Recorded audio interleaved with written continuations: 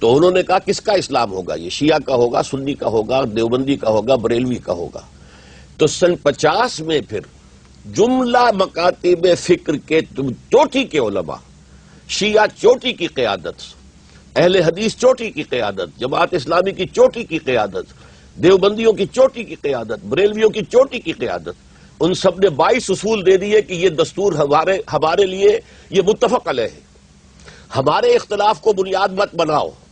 تم نہیں چلنا چاہتے اسلام کی طرف لیکن تم ہمارے اوپر الزام دینا چاہتے ہو تو یہ لو، یہ 22 اصول ہم دے رہے ہیں، متفق علیہ دستور بناؤ۔ بدقسمتی سے پوری دنیا سیکولرزم پر چل رہی ہے